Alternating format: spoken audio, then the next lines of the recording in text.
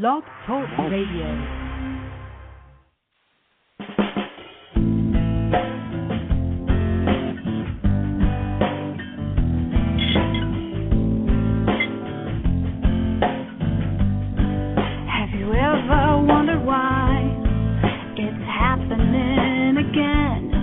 Welcome to MindShifters Radio with your co-host, the Forgiveness Doctor, Dr. Michael Ryce, and his wife, Jeanie. Michael and Jeanie share with you the wisdom of the ancient Aramaic internal process of forgiveness. They offer tools and support 5 days a week from 2 to 3 p.m. Eastern Standard Time. They will support you in building a solid foundation within yourself to live in pure love. In Aramaic, Rahma. Michael is the author of Why Is This Happening to Me Again? For more information on Michael and Jeanie, please visit www.whyagain.com. And now your co-host, the Forgiveness Doctor, Dr. Michael and Jeanie Ryce. And the truth that is rooted within me. Hi, and welcome to MindShifters Radio with the Forgiveness Doctor, Dr. Michael Ryce. And we are calling from HeartLand, where we're in the middle of an intensive. And today is day number 74 of our Memorial Day celebration. Hello, Michael. Welcome, everyone, to the show. Hey, sweetie, can you hear me? Yeah, there was just a delay there. Oh, okay. Cool. Well, here we are in the Ozarks in southern Missouri. What can I say? Sometimes technology is a bit of a challenge. But anyway, we are here, and we're delighted that you are here. And our show today is, of course, about the process of Aramaic forgiveness, the internal process of forgiveness, not the external process of forgiveness. Nothing to do. Forgiveness has nothing to do with letting other people off the hook. And when Jeanie mentioned our Memorial Day celebration, if you're new to the show, the idea behind that is that we're inviting everyone who comes on the show to honor those who have been forced to murder, been murdered, been maimed, been injured, brought their injuries home to others on planet Earth, and to support those by bringing about the end of war. How are we going to do that? Gee, Michael, it's been going on for thousands of years. How are you going to end war? Well, I'm not, but you can.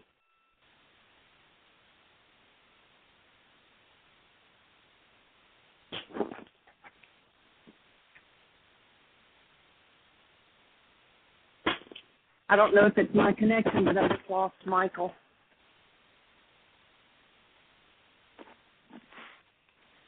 Tim, are you on? Yeah, do you have me on? Yes. Let me walk back and tell Michael that he is disconnected, if you will talk there for a moment. All right. Well, the idea is that I can end war one piece at a time by taking something in my life that's upsetting to me, irritating, frustrating, angry, and dismantle it using a tool of forgiveness. That tool is available on the website, whyagain.com. If you click on the link for download worksheets and download the first 3 items on that page, the first one is the chapter from Michael's book that describes the forgiveness process, which is a tool to dismantle anything that's unlike love from my body-mind energy system. The second thing is the actual worksheet itself. It's a 7-step version of the worksheet process. And the third thing is an absolutely phenomenal hour-long audio of a show from a week ago, Tuesday, August 2nd, where a very courageous young woman, Lynn, called in with a problem, an upset that was bothering her from that day. And in the process of doing a worksheet on that, she discovered another decades-old problem that she was holding rage about. And she worked through the process of forgiveness, which dismantled that rage and the thoughts she held that created it. And at the end of that hour-long show, she was feeling dramatically different about 3 important circumstances that ran the gamut in her life from when she was young until the very day of her phone call. So it's a phenomenal tool and an absolutely wonderful example of how it can be used. And again, that's on the website at whyagain.com. And Jeanie has just put a link on the chat room for the worksheets page, and you can download those first 3 files and get started in a process that will definitely change your life. And the primary thing that Lynn demonstrated in that call was not superior intelligence or tremendous courage. It was simple willingness. Willingness to look at those things within my own thought that are upsetting to me. Another person that I really like listening to has some powerful things to say about the same basic principles that Michael talks about, and he says, there is no such thing as bad self-knowledge. Even though there are many things hidden from me in my unconscious, and there is some part of me that decided this is too painful, too sad, too ugly, too scary, too overwhelming, and that's why it's been pushed into my unconscious. The fact of the matter is, seeing those things can do nothing but help me. Michael talks about how he offers that the entire process of the unconscious in the human mind is an aberration. It is a negative process. It comes from denial and suppression, and that if we face things head on and have the willingness to see without letting the ego, without letting the dissociated mind come into being, we live more directly with awareness of our source as the energy of love. We were created from love. We were all those innocent children that we see if we hold an infant. Michael says, here's the definition of love. Find a newborn child, or remember a time in your past where you held a newborn child. The essence of the energy that created that child and that is flowing through that child is what you're made of. It is our birthright, and Michael describes this as a human life.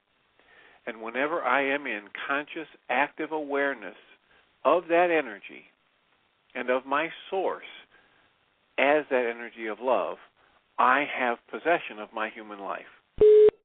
And whenever I am no longer aware consciously of that, I am not aware. I don't have access to my human life. So that's what we're here to talk about. What does it take for me to reestablish my connection to my conscious awareness of myself as a living human being? And if you have questions, please give us a call at area code 646-200-646-200-4169. So, Michael, you're back. I'm back. Actually, this is my front, but I'm here. Yes, sir. And I'm not sure what happened. My phone showed I was still connected, but I guess something in the technology world got in the way. But thank you for picking up and taking over. You are appreciated, and I certainly look forward to seeing you next week. As I head to actually the 21st, will be in Chicago, and so I'm looking forward to the time that we're going to get to spend there and the workshops that we'll get to do in Chicago, and then we'll be back to HeartLand to do a 9-day intuitive development intensive in September for anybody that wants a deeper level of experience of the forgiveness process.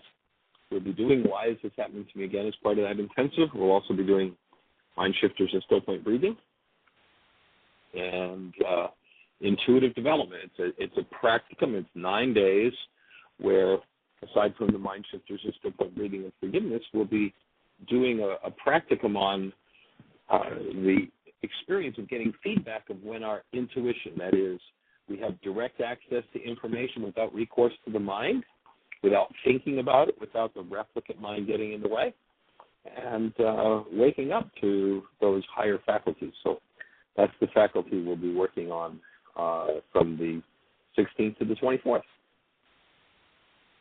So, David, or Tim, do you have anything on your mind or agenda today as far as the show goes?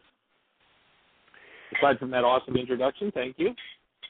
Well, you're quite welcome. I had a good teacher, one of the best, actually. The thing that I've been thinking about the last couple days keeps coming back to the filters and how critically important it is for me to challenge my decades of conditioning, which have trained me to think that when I look out through my eyes, I'm actually seeing very accurately the world that's out in front of me, and that I see it exactly the way everybody else does. And the fact that that's wrong, and the fact that it's constantly getting distorted, is the source of my conflict, my confrontation, my anger, my irritation, my blame and guilt and shame. And the more I do this work, which of work, course we'd all like to stop doing, right? Yeah. Well, why would I want to give up that? It's such a good job, but it's reliable. You know, I get job security as long as I'm doing that. But the more I do this work, the more I see examples of that filtering process and the distortion. Just the other day, I read something. I probably read it 6 or 8 times. And the sentence, when I finally got to the sentence, what I thought I was reading, the 6 or 8 times I read it, I thought I read, "Who's the most hated American in prison?"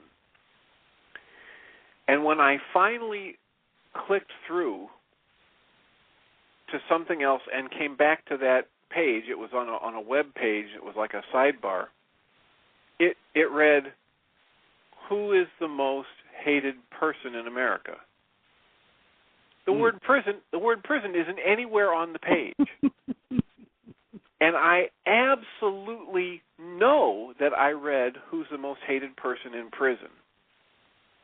And the more I do your work, and the more I do worksheets and the NET and the EFT and all these other things, the more I start to see those absolute misperceptions, and they're mind-boggling. But it's fun to catch them. So that's Definitely. what I have on my mind. Definitely. There's actually a cute example, and I'm not sure what it's under, but you can watch the video. Of course, when I tell people about the video and they go watch it, it's already been given away. But I've seen this video played in a room with 200 people in it. And it's about how perception works and how we can miss things or, on the contrary, make things up. And the setup is we're going to show you a video where there are people wearing white T-shirts and people wearing black T-shirts who are playing basketball.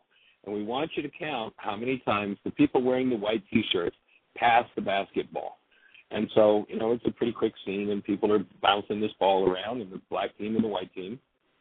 And about halfway through this film, which is about maybe 2 minutes long, a full-size man in a gorilla suit walks to center stage, waves at the audience, and turns around and walks back out again. About 75% of the people in that audience of 200 people did not see the gorilla. I mean, it's mind-boggling. And then when they play it again, everybody's aghast. It's like, how could I have missed that? He's the same size, full-grown man, just like the people who are playing basketball. But once the 9-bit mind, this in that Harvard research, and actually Jeanie has some new numbers, but the Harvard research, it says in the time frame where 10,000 brain cells fire, the max amount of information that can get into our conscious awareness is 9 bits. Now, the information Jeanie came up with in a paper she was doing recently for school says that it may be as little as 3 or 4 bits. But the point is, however many bits it is, once it's full, nothing else can get in. So the person who's focused on, the basketball, let me count 1, 2, 3, differentiating between who's pouncing is the person in the black shirt or the person in the white shirt, that this gorilla walks in and waves at you and walks back out again, and it's not seen by most people. And it's just exactly how life works. The reality that our mind shows us has to conform to our expectations. And when it doesn't, we will either fill in our expectations or we will delete what we don't expect to see. I mean, it's pretty amazing. Pretty amazing. Yeah, Michael, I was in an auditorium when that was shown, and the presenter was talking about the reticular activating system in the brain, right? Which is the specific part that they believe is responsible for choosing the focus of my awareness. And so if I buy a Honda CR-V, then within the next few months, I'm going to be amazed at how many Honda CR-Vs there are in my community that I never noticed before. Because that part of my brain, the reticular activating system, is now thinking about a Honda CR-V because I own one and I see one every time I get in my car. Well, I watched that video, and I was absolutely convinced when they showed the second one that it was a different video and that they had switched videos, because I was busy counting the basketball getting passed back and forth, and I had no way I could make sense of the fact that that man in the gorilla suit actually walked in front of my eyes. And I was convinced that it was a switched video. But no, I did the research, and it wasn't a switched video. Right. No. So it is pretty amazing. But that's the evidential mind, and what we call the replicate mind is that which is contained within our structure in the way of frequencies, when resonated by an event, will simply play out. And that includes behavior. And once you recognize that most behavior prompts come from within the deep recesses of the mind, the ones that you say, I'd like to change those. I really, the last time I did that, I'm really sad that I did it. I really apologize. I'm never going to do that again. But those behavior prompts come from such deep recesses in the mind that no matter how much you want to change, how desperately you wish to change that behavior, guess what? It's impossible. All the wishing, hoping, promising that your behavior will change will not create the slightest shift in behavior. Why? The circumstances that trigger unconscious generational patterns of behavior present themselves. Those old behaviors rear their ugly heads and take control. Choice is not an option there. And when you go back into the ancient Aramaic, that was so well understood, and then to recognize that without the technology, what is in one's mind in the way of confusion patterns, it's going to play out. That's just the way it works. And when you recognize that, you pick up the tool of forgiveness, the Aramaic tool of forgiveness, and this genius from 2,000 years ago who knew exactly how to change that game shows how, in the tool of forgiveness, to crack the code of that, what we call the non-being or the replicate mind. The replicate mind being the mind that just plays out whatever its content is over and over and over again.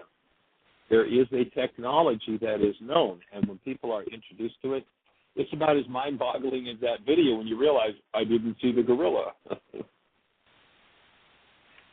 Yeah, and for me, the hopeful thing is that, as I say, the more I do this work, the more I catch myself in those misperceptions. And I can literally see the habit developing of my being in that questioning space rather than that knowing space. I'm much more able to keep the focus on my insides, and if there's an upset, to start asking myself, okay, what am I doing to cause this, rather than the habitual pattern I grew up with, which was to say, okay, who out there is causing me to be angry, or who out there is hurting my feelings? It may be like turning an aircraft carrier. It may take a few miles and be rather slow, but it can happen. I am developing the habit, and it is strengthening, and I'm very grateful for that. Yeah, and that, as you were saying in the beginning, that audio MP3 of the worksheet sample that's on whyagain.com is such an awesome example of, one, how the tool works, but further than that, such an awesome example of the willingness to own it. You know, if you listen to that video, you'll see several points as I'm processing with Lynn, who's the gal who called in. I mean, I think it was her second call to the show. She was introduced to the forgiveness tool. We were out in Oregon recently and did some workshops, and somebody who was at that workshop introduced her to the tool, and she started doing worksheets and then had a challenge with that. But you'll see several places where she easily could have said, Michael Ryce, who the hell do you think you are? You, this is, and pointed all that at me, which is what often happens with people, instead of her willingness. Such an awesome example of, okay, I'm here to be supported. I'm going to let go of the game that I already know it all, and I'm going to be supportable in this process. And you look at the breakthrough that it became for her. And she's called in a couple of times since, and, you know, I mean, that's where her life has changed. Cool. What an awesome opportunity. Yes, Jeanie. We have someone on the phone. Cool. Let's hear from them. Area code 607. You're on the air. Hey, Michael, it's Richard. How you doing? Well, I am blessed, young man. How are you? Blessed and highly favored. All right. So what's happening up in the Northeast? Oh, Lynn was from the Northwest, and here we have the other side of the country. This is a gentleman who was here for the 9-day Why Is This Happening to Me Again intensive, and we enjoy hearing from you every time we do, Richard. How goes the worksheet process in your world? Well, I just wanted to comment on your guys' discussion this morning. And obviously, I did my somatics class for seniors today, and had parked in a 2-hour zone, and was decided I was going to have some lunch before I left. And when I got out there was a ticket on my car, and I was upset because I felt I didn't deserve a ticket. And of course, I went and took this ticket and turned it in, saying, you know, I don't think I deserve this ticket, and at least appealing it. But the thing is, when I got home, you know, I was still in that upset mode, you know, I was like, okay, you know, and one of the things I really liked about the worksheet, at least one of the former versions you had, was of, you know, when I'm in that state, when I realize I'm upset, that you know, I'm in the non-being mind. And so, again, this was like maybe half an hour. I was stacking some wood, and I was like, I'm still, you know, in my mind saying, you know, I don't deserve this ticket, da-da-da-da-da-da-da-da. It's like, okay, let go of the thoughts, let go of the feelings, you know, let go of the upset, you know, because probably in reality they had every right to give me a ticket. I probably was over 15 minutes, but I felt as though I didn't deserve the ticket, you know. Anyway, so I've done a worksheet on it. But again, I just wanted to honor the process that you have there of you know, recognizing when you're upset and being able to let go of those feelings. And, you know, obviously I was carrying them with me even after I'd taken the ticket and turned it in and peeling the ticket. I was still mulling the stuff over in my mind even when I got home. So I just wanted to honor the process and you know, did the worksheet and let go of those thoughts and feelings. So I just wanted to comment on that as you know, and the idea that doing the work, you know, provides you the opportunity to catch yourself when you're upset and being able to let it go. And I appreciate the work. Delighted. Glad to be on the team, sir. So you're going to take care of the ticket now? All right. Take care. Have a blessed one. All right. You too. Okay. Bye-bye.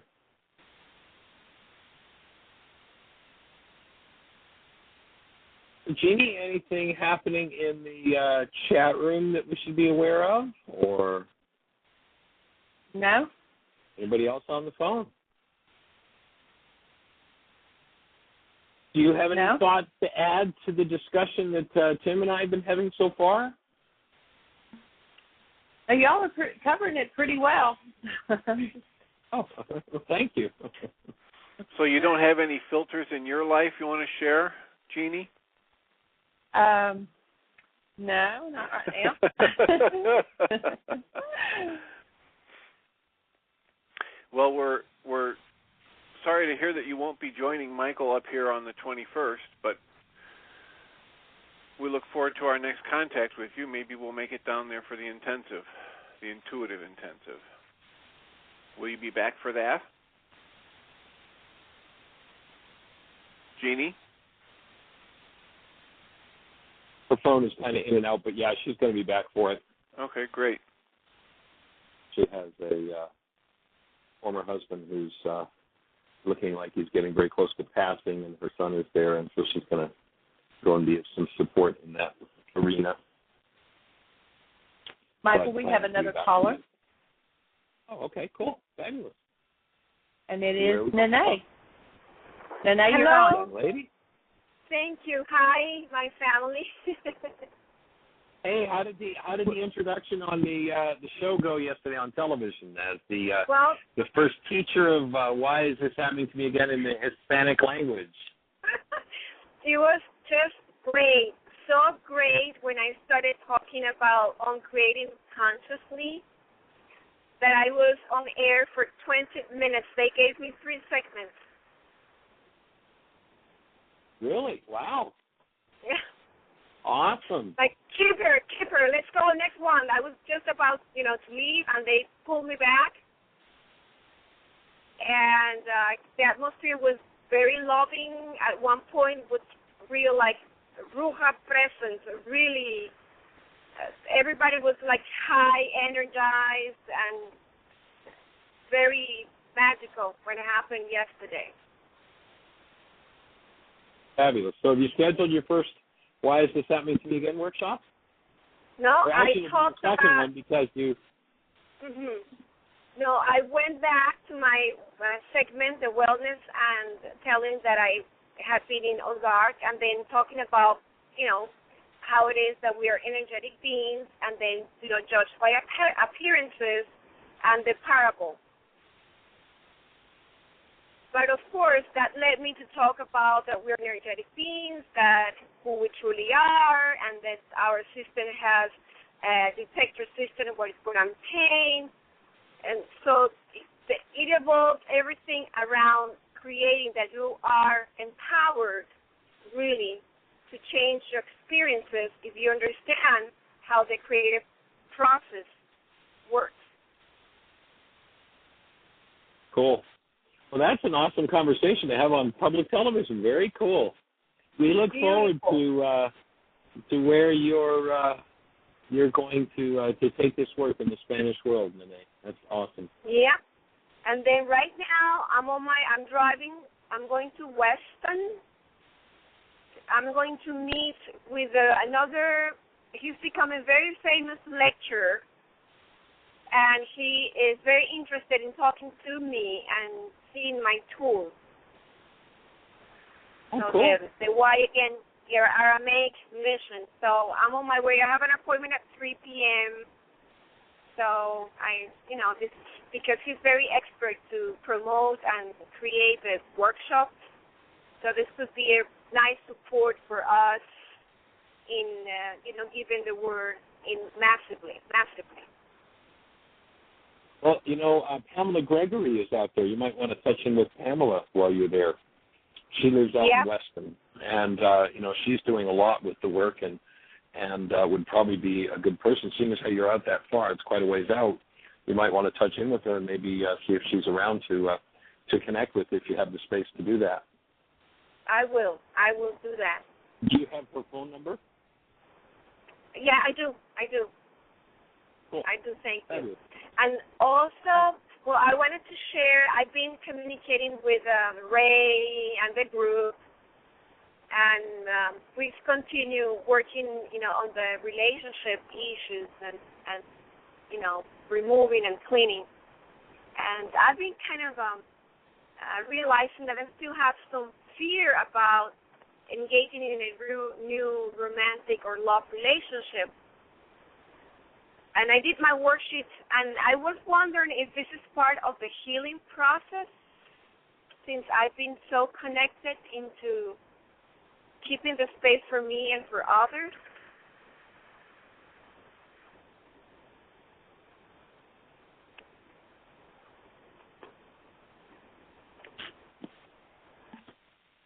Are we breathing? Nene, are you still there? I think she just got bumped off. Okay. Is Michael still there? The switchboard shows he is. Michael, are you on? Okay, I'll walk back and tell him that he's off again. All right, then. So they're both off, and we're here, and we're wondering what Nene meant by the healing process or crisis, because she's been doing worksheets about her fear of being in another relationship. She shared with us on the show a few weeks ago some tremendous progress she's made by using the worksheet process to get over what would have been termed a multi-generational issue in her family of bad relationships. So hopefully she'll be back on soon and be able to let us know what she's talking about. Just now gotten back on. Okay. Can you hear me now? Yes. We can hear you now. Okay. And I think I can hear you back guys on. loud and clear, so it just seems like there's lots of bumping going on today in the chat room and on the phone. So, Nene, is that you back on? Yes, it's me. Yes, thank you. Yeah, I was wondering is that, there's some sadness, and today I did a worksheet, and a lot of emotions came and tears, and I was wondering is because it's like deeper. Now I noticed that whenever I cancel a goal, I go immediately into all these feelings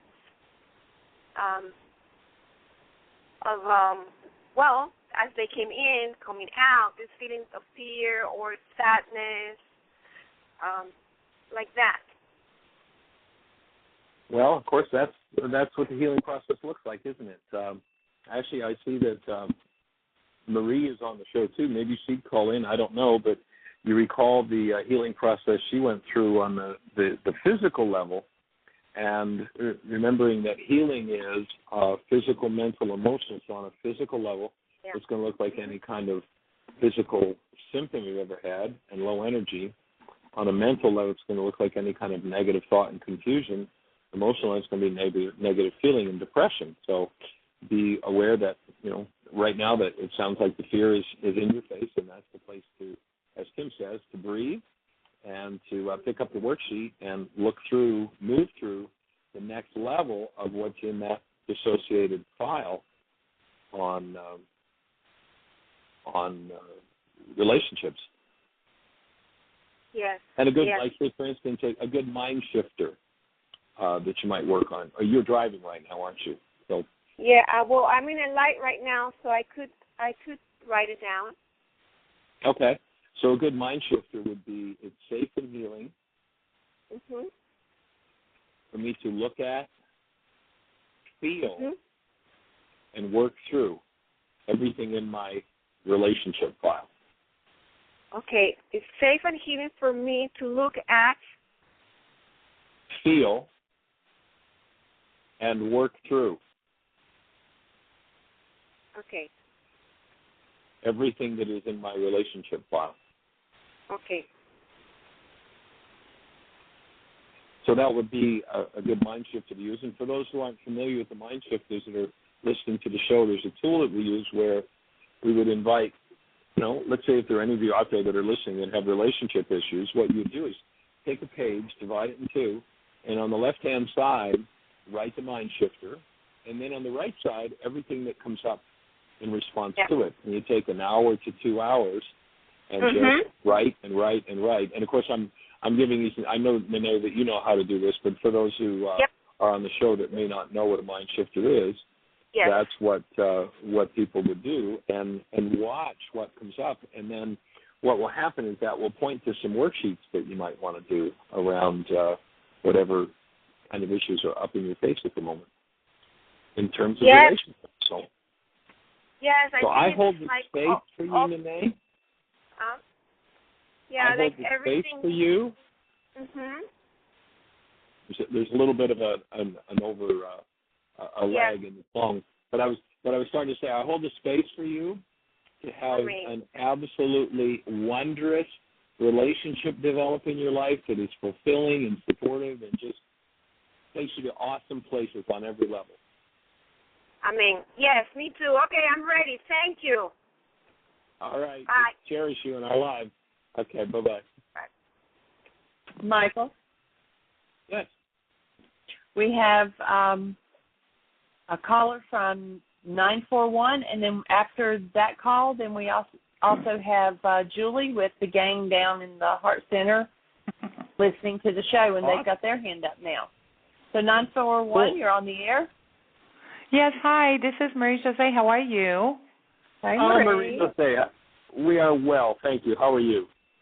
I'm doing wonderful. I was listening to Nene going through the healing process, healing crisis, and I just wanted to mention that every time there is, this is in my experience, that every time there is something that I release, it gets easier and easier in the process. And just to give you an update on, because I was part, for the other listeners, I was part of the HeartLand intensive that happened about 2-3 weeks ago. And I have been happy to experience a lot of release of physical pain, which I can score right now as probably 70% less than when I first came in.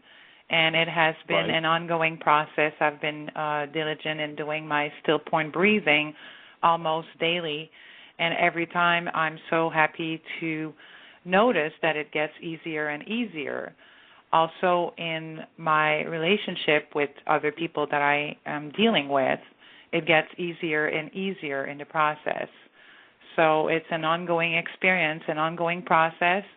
However, the good part is that it gets easier with time passing. That's what I wanted to convey also as a personal experience. Awesome. Maybe you would be willing to share, during the teacher's training intensive, you went through several breath sessions where you went deeper and deeper into some physical pain until you got in touch with exactly what it was about. Would you be willing to share that? I think that would be awesome for people to understand. Well, of course, it helped me dig into, when you say deeper and deeper, it helped me dig into the core issue or issues and where it stemmed out. And although I have been justifying and rationalizing where the pain, the physical pain was coming from, I know on a personal level there was a lot of shame involved, which has been the driving behavior in my life. And once I actually mustered the courage to tell it to the audience, the other people that were in the room with me, it just released almost all of the pain. And that notice of conveying it to other people came through a breath session where I was experiencing, as you say, Michael, a lot of physical pain that I have not experienced before, and it was very intense. And there came this very subtle voice that drove me to say, well, you have to tell somebody, so if you want to fully recover and release it.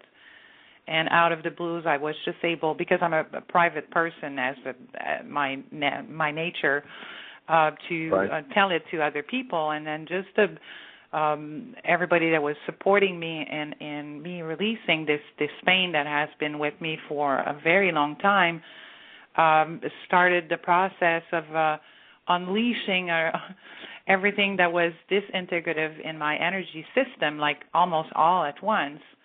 I have experienced in the days following some additional pain, but it was always lesser and lesser and lesser. Now I've been back in my hometown for about a week, and I can tell you I experienced very little dull pain here and there, and I know how to release it more and more every day. So I think just the whole process is totally fantastic. And I'm referring to what I call a combination of three things: the forgiveness sheet, which is the worksheet you talk about so often, the mind shifter, and the breaths, the still point breathing. All of these three in sequence help release a lot of physical pain, and of course that was attached to some emotional /trauma. Right. Would it be appropriate to share what the memory was that came up, where the pain initiated, and how physical it was related to that event? Because to me it's a very dramatic example of exactly how the healing process works. Are you referring to the back pain? Yeah, I'm referring to the back pain, the pain in your ankles with the skis, that whole thing. Was just so dramatically demonstrable or such a dramatic demonstration of how when we are impacted with something, it's stored in our energy systems as energy beings, and we can adapt and, kind of live above it and lock it down and function like it's not there.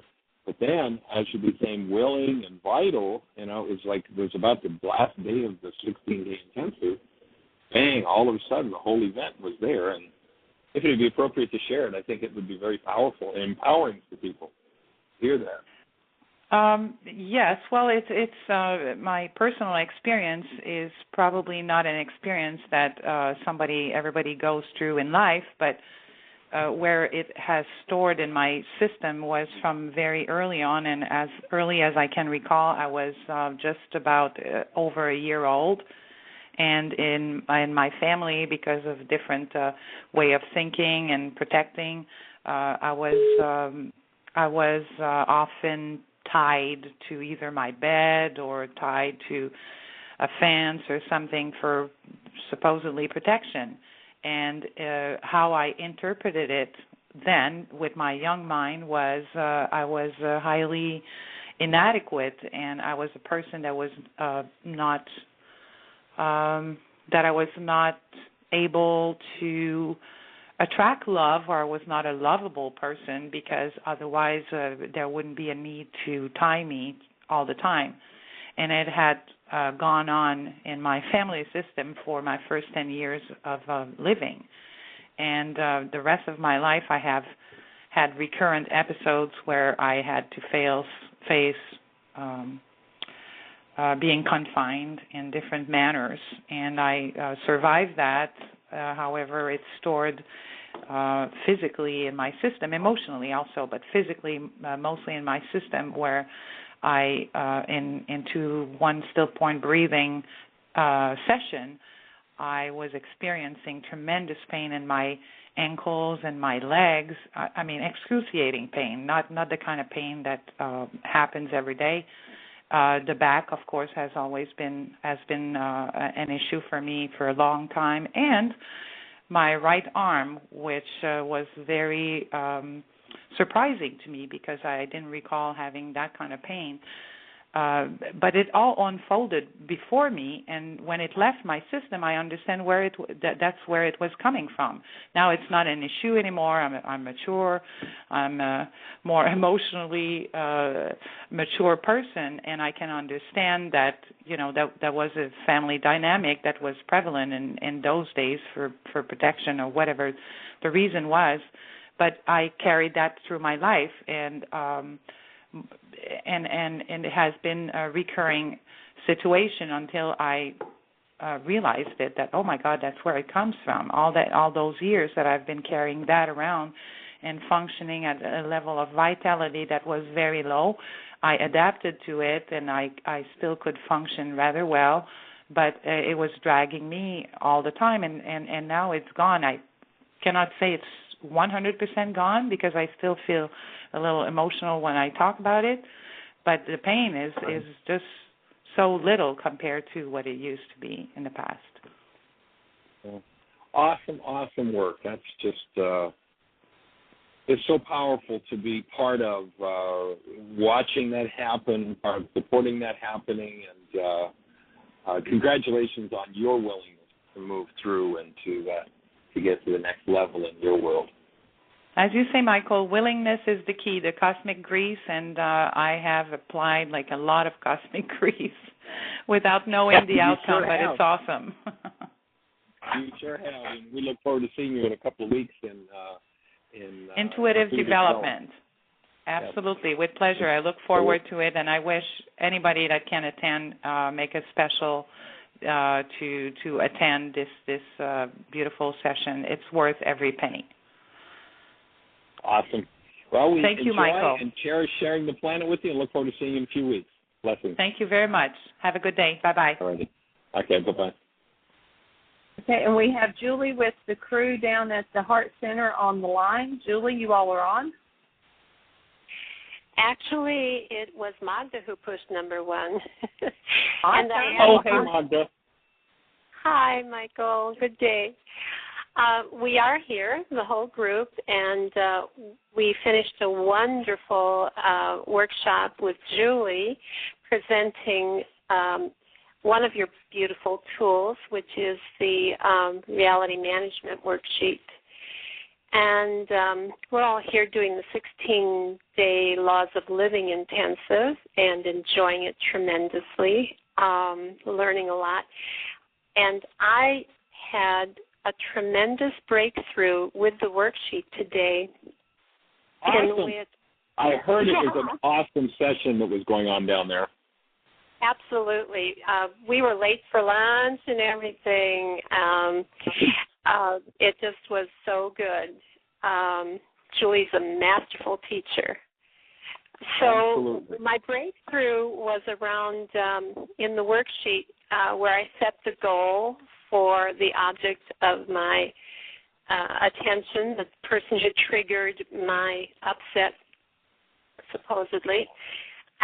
And when I wrote out that goal for that other person and then later canceled it and then got down to the place where it says I now feel and I can see that, and I realized, what's something I hadn't realized before, which I've learned in the last few days, and again today was reinforced by Julie, is that when we get to this part, it is about us. And if it isn't about us, if we're still thinking about the other person, then we have a lot more work to do.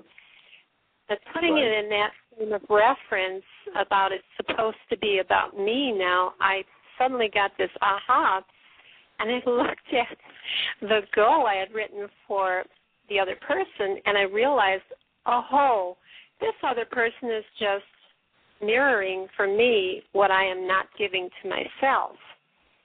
And so I realized that that goal was really my goal for me. And I just wanted to share Smoke and mirrors. Yeah. Smoke and mirrors. Isn't it awesome? Awesome. So it's taken me to a deeper level in using the worksheet. This is the fourth intensive I've done with you, and I just keep learning more and being able to go deeper and deeper. So just wanted to share that with everybody in case they hadn't made that connection. Awesome. So well, is there anyone else? We are with day 6 of the Laws of Living, so we've got lots and lots more depth to do. We're just scratching the surface, and for those who don't know who Julie is, Julie Haversick is the author of the book Healing Children, Loving Children, and 23 years ago, Julie did her first intensive with me up in Michigan. That was before we had the facility here in Missouri, and she's been here just about every year since doing an intensive, and then when she retired from teaching school, where she wrote the book Healing Children, Loving Children, to work with kids with the forgiveness process especially, she actually made the move and lives here at HeartLand, and so she took a session today to teach the reality management process. And she has her own unique way of doing it, having done thousands upon thousands upon thousands of worksheets since she started the work 23 years ago. And so, very cool. Is there anybody else that has anything to share or any questions about where everything's going with the tools for the intensive, the laws of living. We're going to be here from the live intensive for those who are not familiar with what's happening. We're at HeartLand. We have a teaching center here, and we're in the middle of a 16-day laws of living. We'll complete that on the 20th of September, then be heading to Chicago to speak on the 21st, and then back at HeartLand to do another intuitive development, another intensive the 16th through the 24th of September. So anybody else on the in the classroom down there, Magda, that has any thoughts, questions, anything to share? Michael, I guess no one else wants to speak at this moment. I think we're pretty filled. However, I do want to get that mind shifter that we just heard you say a little while ago about look at, feel, and heal. We didn't get the whole thing. Sure. It was about... It's safe and healing. It's safe and healing for me to feel, surface, and work through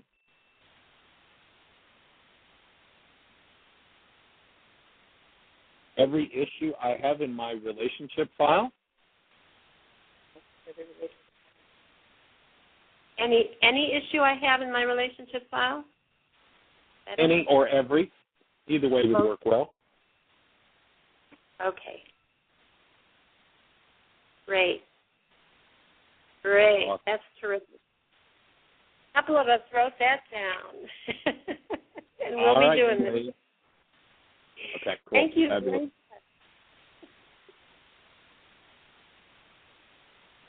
Jeanie, any other callers or anything interesting happening in the chat room that we could be talking about? There's no other callers. We have about 7 minutes left, and Tim's got some communication going on with Peacemaker. Tim, do you want to discuss that?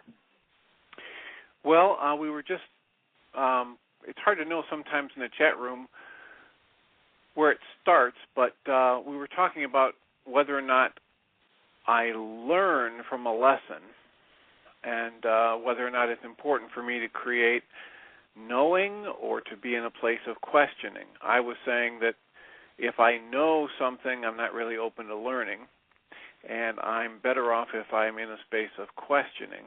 And Peacemaker said knowing helps, and knowing that you have the option to choose different tools for different events is good. And then Peacemaker said when you create the frequency of knowing, you usually answer your own questions, causing more questions. I talked about how I know that sometimes I'm doing the worksheet process and I seem to get stalled out, and that's a good time for me to pick up a mind shifter, and it kind of unlocks the gunk and gets things flowing again. And then we're just discussing where the lessons really come from. Lessons right in on the back of events. Where do they come from? They come from the universe. They come from love. The universe is here to, as Michael says, whenever I'm holding anything less than love in my system, the universe is here to come kick me right in the limitations. So I realize it's there, and if I'm willing, I can use the tools to dismantle it. And while we're at it, I just thought I'd mention that audio from August 2nd with Lynn has even more power than most for me, because Michael steps into talking about the 3 earliest memories of conflict and talking about the powerful dynamics from the codependence to interdependence worksheet. So he literally integrates several different tools in that one process, and it's the multiple tools that really guarantee success if you're willing to apply them.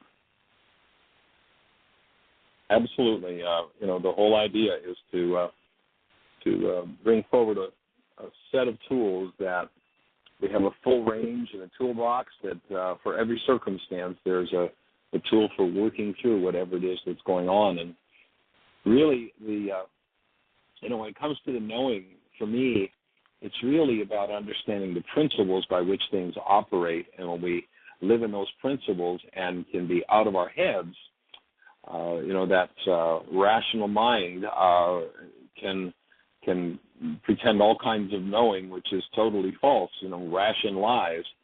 And ultimately, to really, truly heal, you've got to be out of your mind.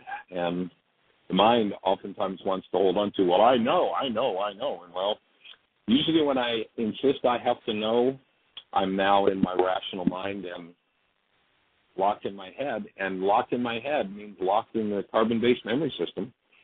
I love how Emerson says it. Emerson says, you've got to get your bloated nothingness out of the way.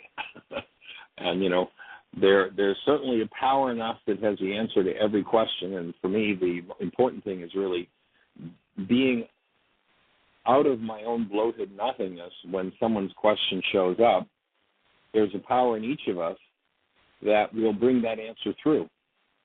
And so to me, that's part of the practice, is to cancel my own goals, collapse my own carbon-based memory, and really live in the vibration of someone's question, which, because we live in an energetic universe with a law of resonance, that resonance of that question, unless I've got my head in the way, and my head wants to come from something from the past, because everything, again, from carbon-based memory is from the past. Everything that this replicate mind can say is just a replica. It's just repeating what's already in there.